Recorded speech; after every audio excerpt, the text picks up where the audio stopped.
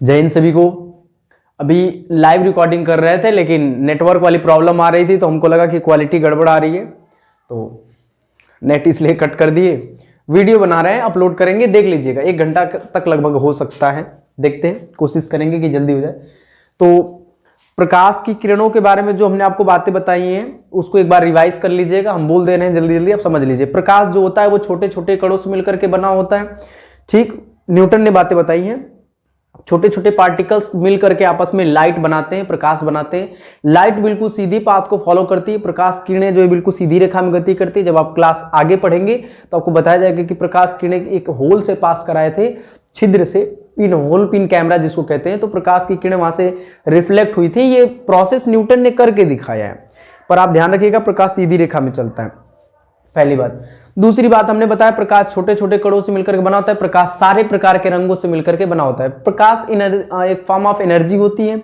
Light जो होती है एक ऊर्जा का रूप होता है। जैसे किसी को अच्छे से धूप लग जाती है तो इंसान टाइट हो जाता है, टाइट मतलब मर नहीं जाता है, मतलब कड़क हो जाता है पूरा एकदम, है ना, ऐसे एक्टिव हो जाता है पूरा। जैसे इस समय ठंडी लग रही है, आप अच्छे से फील कर रहे होंगे, ठीक है। कभी कभी तो ऐसा हो रहा है कि धूप ही नहीं निकल रही है, तब उस केस में वो जो कुछ ऐसा आदमी गरमा रहा है, गुस्सा रहा है कि अरे यार ठीक अनियत कर रहा है, वो अलग बात है। अब समझिए फॉर्म ऑफ एनर्जी है, एनर्जी है, ऊर्जा का रूप है। अब समझिए प्रकाश सारे प्रकार के रंगों से मिलकर के बना होता है। प्रकाश एक इलेक्ट्रोमैग्नेटिक वेव है, वैद्युत चुंबकीय तरंगे हैं। पर इसमें डाउट बहुत था, वे तरंगे जिनको चलने के लिए माध्यम की जरूरत नहीं पड़ती, कोई मीडियम नहीं चाहिए, वैक्यूम में भी चल सकते हैं, निर्वात में भी चल सकते हैं, मतलब कुछ जरूरत नहीं है, सीधे चल सकते हैं। तो उस तरंगों को कहा गया कि ये वैद्युत चुंबकीय तरंगे हैं। ठीक, समझिए। अब इधर बात करते हैं, ये प्रकाश की किरणें किसी तल से जब टकराती है ना तो एकदम बिल्कुल इस तरीके से निकल जाती हैं। तो इस वाले आने वाली किरण को कहते हैं आपतित किरण, टकरा के जाने वाली किरण को कहते हैं परावर्तित किरण। जिस बिंदु पे टकराएगा उसको आपतन बिंदु, आने वाले को आपतित किरण, टकरा के जाने वाले को परावर्तित किरण, जिस बिंदु पे टकराएगा उसको आपतन बिंदु। कोई तकलीफ नहीं होनी चाहिए।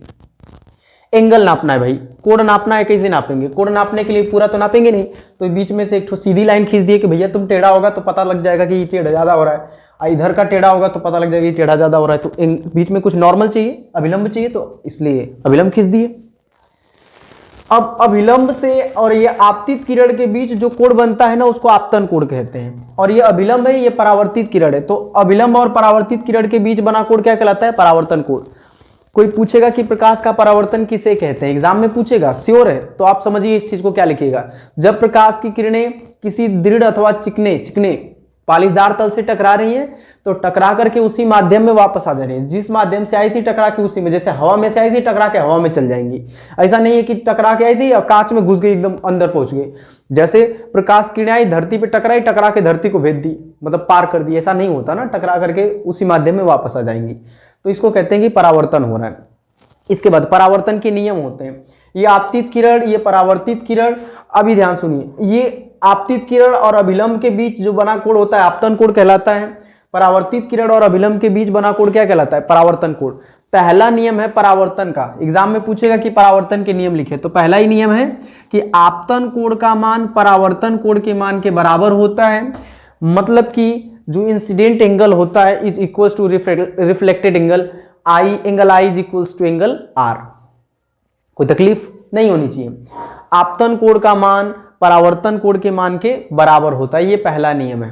दूसरा नियम है, नियम नंबर 2, ऐसा आप समझ जाइए कि ऐसा कभी नहीं हो सकता कि ये वाला एंगल ज्यादा रहे, ये वाला एंगल कम हो जाए, या ये वाला एंगल कम हो जाए, ये वाला एंगल ज्यादा हो जाए। नहीं, हर बार बराबर रहेगा।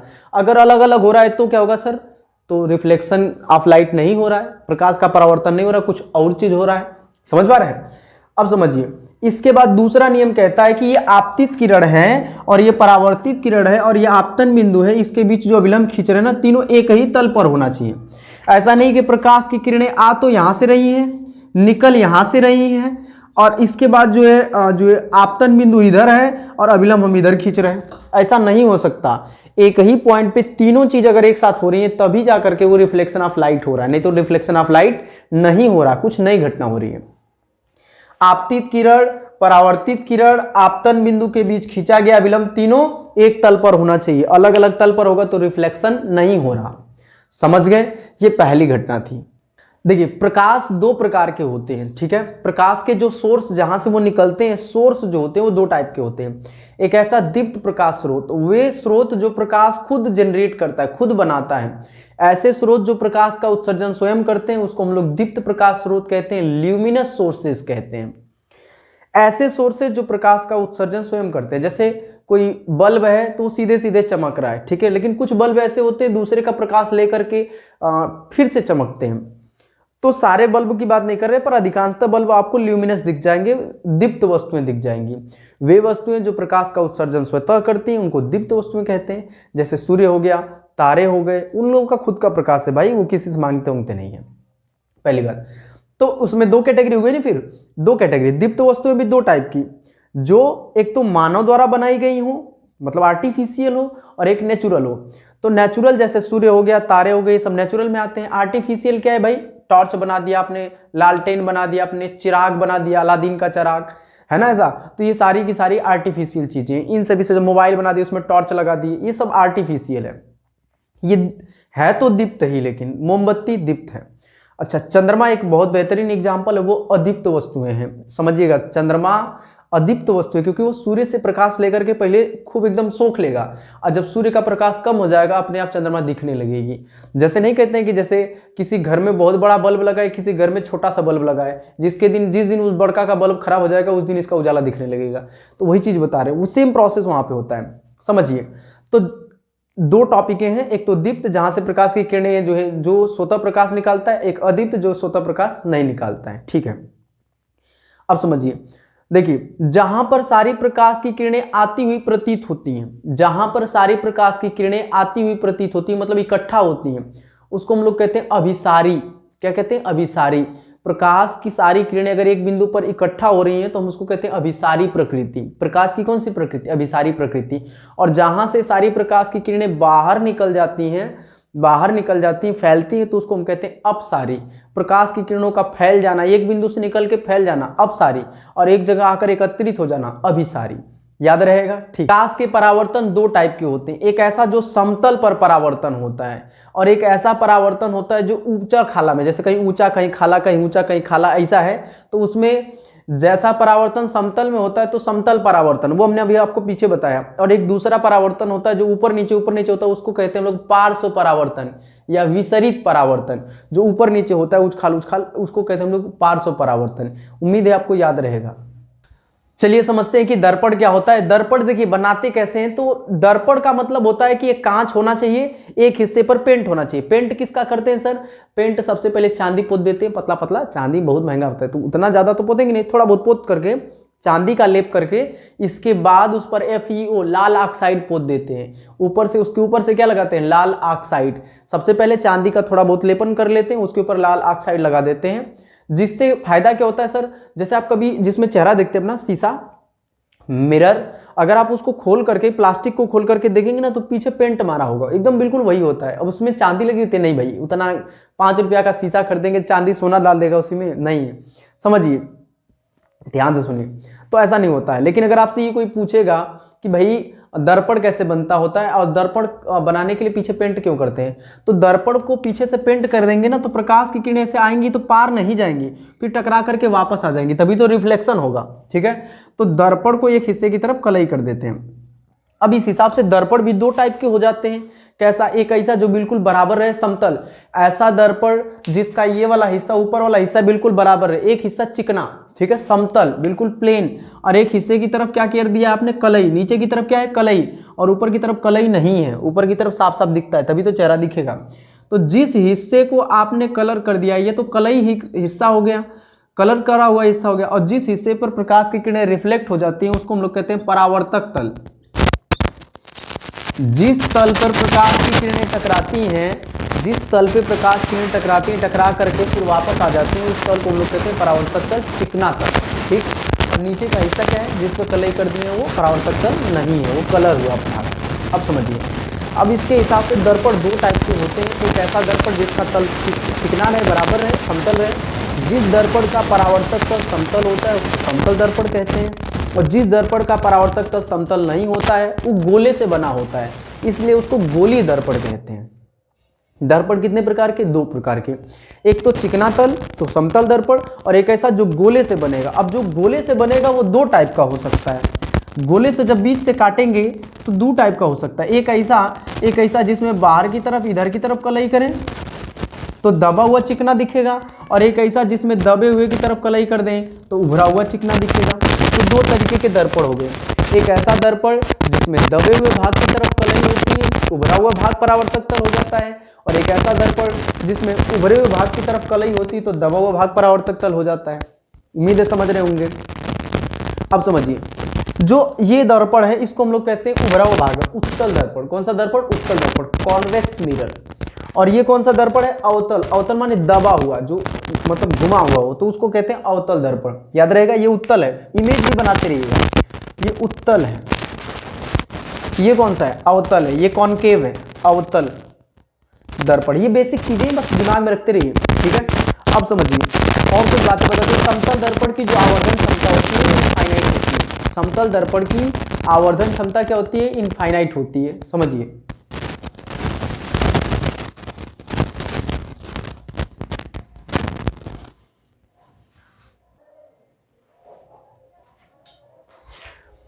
सुनिए, जिस दर्पण का परावर्तक तल समतल होता है उसको हम लोग जो है समतल दर्पण बोलते हैं। समतल दर्पण में वस्तु जो है उतनी ही दूरी पर बनता है जितनी दूरी पर, मतलब वस्तु का प्रतिबिंब उतनी ही दूरी पर बनता है जितनी दूरी पर वस्तु को रखे हैं। जैसे वस्तु को दर्पण से 8 सेंटीमीटर दूर पर रखेंगे तो प्रतिबिंब 8 सेंटीमीटर दूर बनेगा, तो दोनों के बीच की दूरी 8 8 16 हो जाएगी भाई, याद रखिएगा। जैसे दर्पण यहाँ है, वस्तु को 6 सेंटीमीटर दूर रख रहे हैं तो प्रतिबिंब कितना दूर बनेगा? 6 सेंटीमीटर पीछे बनेगा, तो 6 6 12 हो जाएगा। पूछेगा वस्तु से दूरी तो 12, लेकिन पूछेगा दर्पण से दूरी तो 6। समझ गए? ठीक है, आइए बात करते हैं इस समतल दर्पण पे। उत्तल दर्पण, तो ऐसा दर्पण जिसका दबे हुए भाग की तरफ कलई होती, उभरा हुआ भाग परावर्तक तल होता है, उसको हम लोग उत्तल दर्पण कहते हैं। और ऐसा दर्पण जिसमें दबे हुए भाग की तरफ जो है परावर्तक तल होता है, उभरा हुआ भाग जो उभरे हुए भाग की तरफ कलई हुई होती है, उसको हम लोग अवतल दर्पण कहते हैं। अब इसके आगे हम लोग डिस्कस करते हैं दर्पण के बारे में।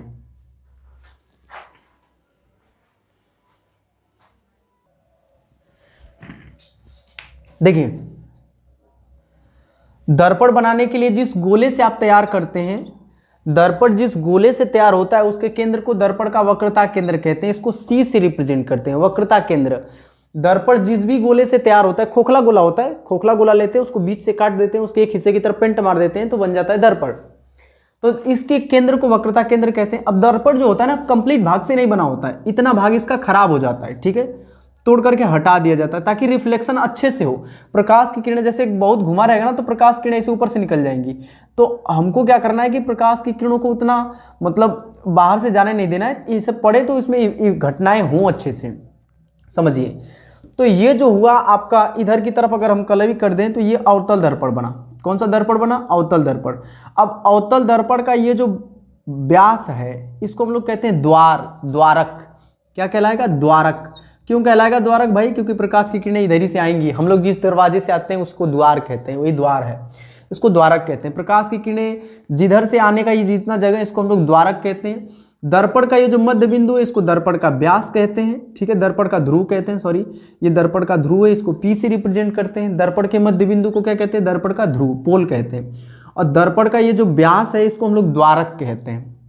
अब समझिए, अब इसको अगर हम लोग इन दोनों को मिला दें, वक्रता केंद्र ये हो गई और ये जो दर्पण का ध्रुव, इनको मिलाने वाली जो रेखा है उसको हम लोग कहते हैं मुख्य अक्ष, प्रिंसिपल एक्सिस कहते हैं, मुख्य अक्ष। वक्रता केंद्र और दर्पण के ध्रुव को मिलाने वाली रेखा को वक्रता जो मुख्य अक्ष कहते हैं। ये प्रकाश की मतलब ये वक्रता केंद्र है। दर्पण जिस खोखले गोले का बना था उसके केंद्र को वक्रता केंद्र कहेंगे, और ये जो है दर्पण का ध्रुव है, इन दोनों को मिलाने वाली रेखा को क्या कहेंगे? मुख्य अक्ष। अब समझिए, अब अवतल दर्पण की एक खासियत है। अवतल दर्पण की खासियत यह है कि जो प्रकाश की किरणें मुख्य अक्ष के समांतर चलती हैं, ठीक है, जो प्रकाश की किरणें मुख्य अक्ष के समांतर चलती हैं वो यहाँ से टकरा करके परावर्तित होती हैं और मुख्य अक्ष के किसी एक बिंदु से निकलती हैं। सारी की सारी प्रकाश की किरणें मुख्य अक्ष के किसी एक बिंदु से निकलती हैं, तो इसलिए इस बिंदु को कहते हैं कि यह मुख्य फोकस है। ये क्या है? मुख्य फोकस। मुख्य फोकस, मुख्य फोकस, प्रकाश की किरणें, ये मुख्य, ठीक से लिख दें, कुछ बच्चा होगा उठेगा सर क्या लिख रहे हैं। प्रकाश की किरणें जो है जो मुख्य अक्ष के समांतर चलती है, इसके समांतर चलनी चाहिए भाई, ये नहीं कि टेढ़ी मेढ़ी चलनी है, ऐसे चलनी है, ये मुख्य अक्ष ऐसे चलनी है तो कहेंगे सर जी ऐसे जाएगी, ऐसा नहीं है, गलत बात। तो जो प्रकाश की किरणें अगर इसके पैरेलल चलती हैं तो वो रिफ्लेक्शन के पश्चात जो किसी फिक्स पॉइंट से जाती है, उस पॉइंट को हम लोग कहते हैं भाई ये मुख्य फोकस है। ठीक, समझिए, प्रिंसिपल फोकस है। इसको यहाँ से लेकर के इस पॉइंट को एफ कहते हैं, यहाँ से लेकर यहाँ तक की जो दूरी होती है, इस दूरी को हम लोग फोकस दूरी कहते हैं। इस दूरी को क्या कहते हैं? फोकस दूरी, फोकल लेंथ कहते हैं। ये मुख्य फोकस और ये दर्पण का ध्रुव, मुख्य फोकस से दर्पण के ध्रुव के बीच की दूरी को फोकस दूरी कहते हैं। खुशी की बात यह है कि ये वाली डिस्टेंस भी उतनी ही होती है जितनी की ये होती है, और इस दूरी को हम लोग वक्रता त्रिज्या कहते हैं। वक्रता केंद्र से ध्रुव के बीच की दूरी को वक्रता त्रिज्या, वक्रता केंद्र से दर्पण के ध्रुव के बीच की दूरी को वक्रता त्रिज्या, और फोकस से ध्रुव के बीच की दूरी को फोकस दूरी। ठीक है, तो समझदार हैं कि फोकस दूरी जो होगी, फोकस दूरी जो होगी वो वक्रता त्रिज्या की आधी होगी। अगर वक्रता त्रिज्या का आधा करेंगे तभी ना फोकस दूरी आएगा। तो ये इसका फार्मूला होता है ये बराबर आर बाई सी। देखिए, अवतल दर्पण में प्रतिबिंब खींचने के कुल 3 नियम होते हैं। नियम नंबर 1, जो किरणें, प्रकाश की जो भी किरणें होती हैं, अगर वो मुख्य अक्ष के समांतर चल रही है, ये दर्पण का ध्रुव है, ये वक्रता केंद्र मान लीजिए, तो जो इसके समांतर चल रही है परावर्तन के पश्चात किसी एक बिंदु से पार होंगी, किसी एक ही बिंदु से पार होंगी हर बार। जितने भी प्रकाश की किरणें अपवर्तन के परावर्तन के पश्चात एक ही बिंदु से पार होंगी, तो इस बिंदु को हम लोग फोकस कहते हैं। ठीक, पहला नियम है। दूसरा नियम है कि जो प्रकाश की किरणें अगर मुख्य फोकस से पार हो रही हैं, समझिएगा जरा ध्यान से, इसी का उल्टा, जो प्रकाश की किरणें अगर इसके फोकस से होकर के पार हो रही है, अगर ये C है और ये F है, तो जो प्रकाश की किरणें यहाँ से पार होंगी वो टकराने के पश्चात मुख्य अक्ष के समांतर हो जाएंगी। ऐसे टकराएंगी तो टकराने के बाद मुख्य अक्ष के क्या हो जाएंगी? समांतर। यहाँ से पार हो रही हैं तो टकरा करके इसके से समांतर हो जाएंगी। 2 नियम हो गए। नंबर 1, समांतर चलेंगी तो फोकस से होकर के जाएंगी, और फोकस से होकर जाएंगी तो टकरा करके समांतर हो जाएंगी। तीसरी बात, अगर प्रकाश की किरणें वक्रता केंद्र से पार होंगी, अगर प्रकाश की किरणें वक्रता केंद्र से पार होंगी, यहां से C से अगर पार हो रही है प्रकाश की किरणें, अगर ऐसे पार हो रही हैं, तो वो बिना मुड़े सीधे उसी मार्ग में वापस आ जाती है। सीधे जैसे गई थी वैसे ही वापस आ जाएगी, जैसे गई वैसे सीधे रिटर्न आ जाएंगी। मतलब मुड़े उड़ेंगे नहीं, थोड़ा सा टेढ़ा हो गया है, सीधा कर लीजिएगा। तो प्रकाश की किरणें अगर जो है C से पार होंगी तो बिल्कुल इधर उधर इंटरचेंज नहीं होंगी, सीधे उसी मार्ग में वापस आएंगी। फोकस से पार होंगी तो पैरेलल हो जाएंगी, और पैरेलल चलेंगी तो फोकस से होकर जाएंगी। ये तीनों नियम याद रखिएगा।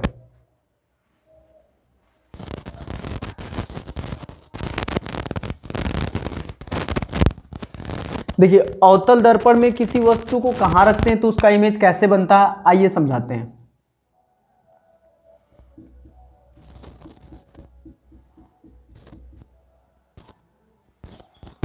ये ध्रुव हुआ, इसको मुख्य अक्ष बोल रहे हैं।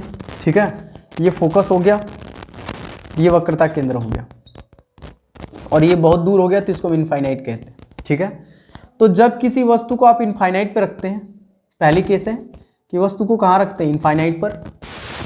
तो जब किसी वस्तु को इनफाइनाइट पर रखते हैं, इसको ध्यान में रखिएगा क्योंकि इससे न्यूमेरिकल लगेगा, बिना इसके न्यूमेरिकल नहीं लग पाएगा, आपका डाउट होगा। तो जब किसी वस्तु को इनफाइनाइट पर रखते हैं तो उसका प्रतिबिंब फोकस पर बनता है। ठीक है, कहाँ पे बनेगा? फोकस पर। कैसा बनेगा? तो उल्टा बनेगा। ठीक है, देख रहे हैं, वास्तविक होगा। दर्पण के सामने जब भी बनेगा तो वास्तविक होगा। उल्टा, वास्तविक, वस्तु के आकार से बहुत छोटा, सबसे छोटा इमेज फोकस पर ही बनता है।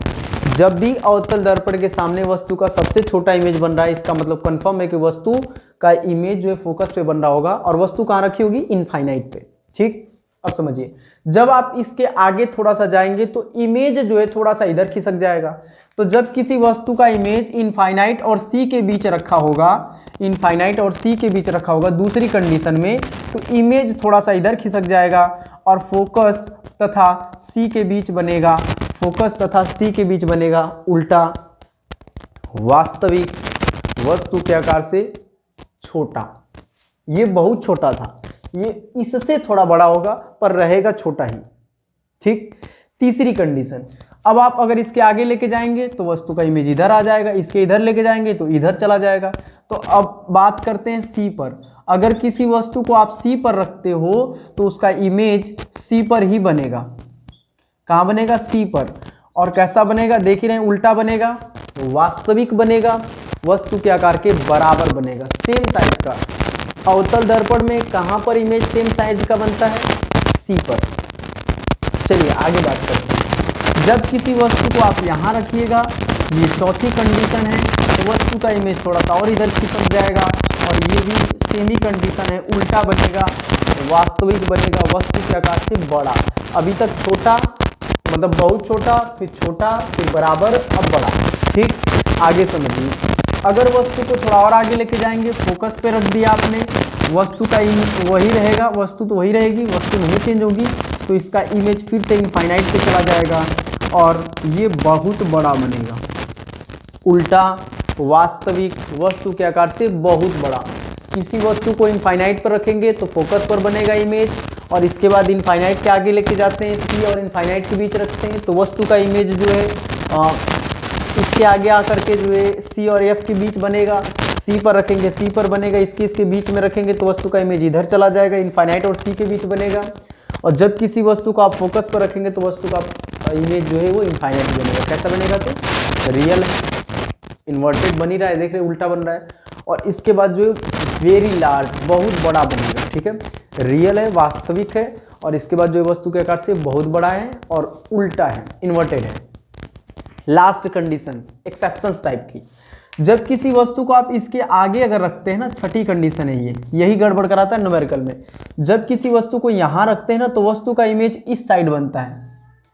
ठीक है, इस साइड सीधा बनता है। कैसा बनता है? सीधा। वस्तु का प्रतिबिंब सीधा बनने लगता है छठी कंडीशन में। जब किसी वस्तु को जो है एफ और पी के बीच रखते हैं अवतल दर्पण के सामने, तो वस्तु का प्रतिबिंब जो है दर्पण के पीछे बनता है, सीधा बनता है, आभासी बन जाता है। सीधा, आभासी, वस्तु के आकार से बड़ा रहता है। समझ गए होंगे उम्मीद है, इसको नोट कर लीजिएगा जल्दी से। आइए जल्दी से समझते हैं कि उत्तल दर्पण में वस्तु को कहां रखेंगे तो इमेज कहां बनेगा। दो ही स्टेप होते हैं, समझ लीजिए। जब किसी वस्तु को इनफाइनाइट पर रखेंगे तो वस्तु का इमेज फोकस पर बनेगा। कहां बनेगा? फोकस पर। छोटा बनेगा, सीधा बनेगा, आभासी बनेगा। ठीक है, वास्तविक इमेज नहीं बनेगा, इधर बनेगा तभी वास्तविक कहलाएगा। और इसकी फोकस दूरी भाई पीछे होती है, ध्यान रखिएगा, आभासी होती है, वक्रता त्रिज्या भी पीछे की तरफ होती है। और वस्तु को इधर लेके आएंगे, कितना भी इधर लेके आएंगे तो वस्तु का प्रतिबिंब धीरे धीरे इधर खिसकेगा। जब आप यहाँ लेके चले जाएंगे दूसरी कंडीशन में तो वस्तु का इमेज जो है थोड़ा सा इधर चला आएगा और वो पी और एफ के बीच ही बनेगा। प्रकृति पूछ दे क्या होगा? सीधा, वास्तविक तो बन नहीं रहा, आभासी बन रहा है, तो सीधा, आभासी, वस्तु से हमेशा छोटा। वस्तु का इमेज हमेशा कैसा रहेगा? छोटा रहेगा, और दर्पण के पीछे बनेगा हर बार। किस दर्पण में? उत्तल दर्पण में। ध्यान रखिएगा ये बातें।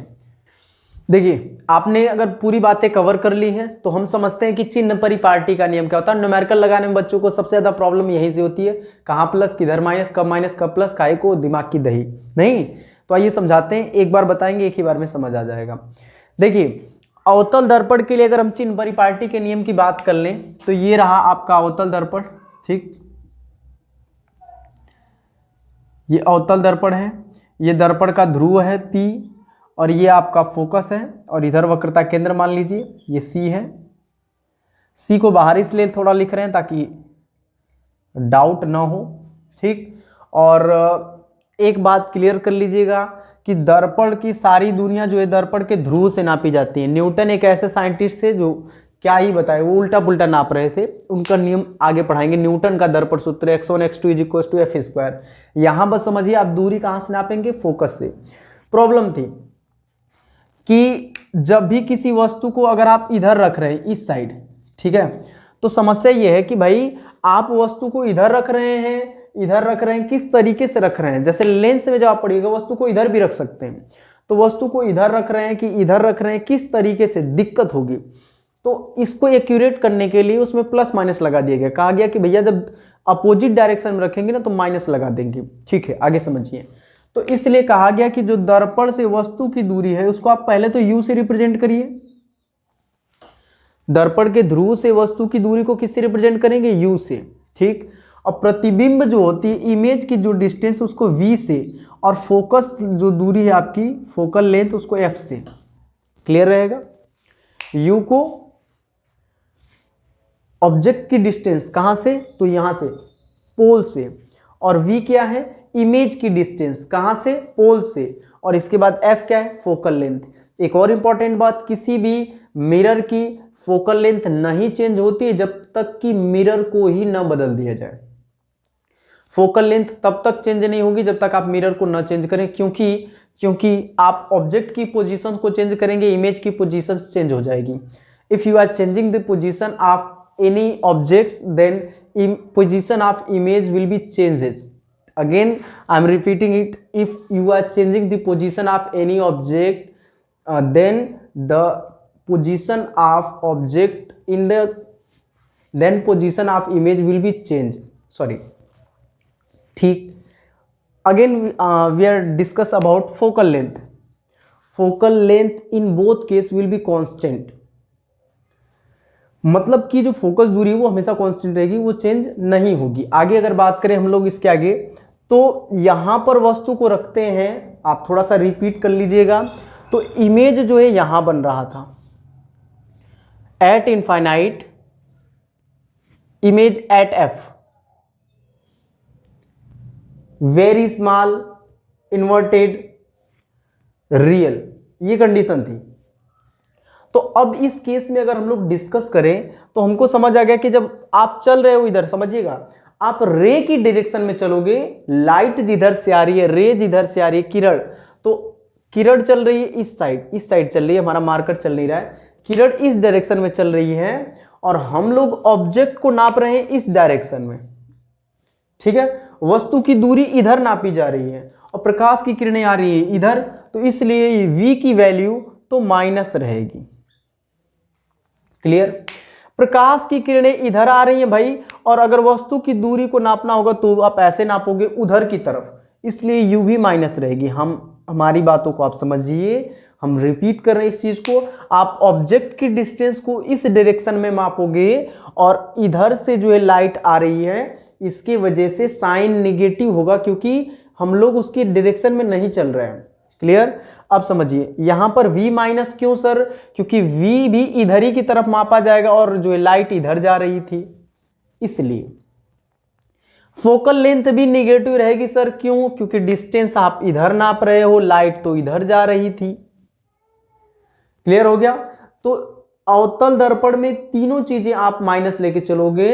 अगर आप कॉनकेव मिरर की बात करें तो u को भी निगेटिव लेके चलोगे और v को भी और f को भी। वन केस, एक ऐसा सिंगल केस है बालक जिसमें आपकी वैल्यू जो है ना, v की वैल्यू पॉजिटिव हो जाएगी। याद करिए छठी कंडीशन, जब इमेज इधर बन गया था तो अब आप किरण तो इधर ही जा रही थी, आप नाप रहे हो इस डायरेक्शन में, उसी केस में v की वैल्यू पॉजिटिव हो जाएगी। Otherwise also v and u and f will be negative. Clear हो गई इतनी बात? ये सारी डिस्टेंस है, तो आप सेंटीमीटर या मीटर का प्रयोग कर सकते हैं सबके लिए, यूनिट की बात कर रहे हैं तो नोट कर लीजिएगा।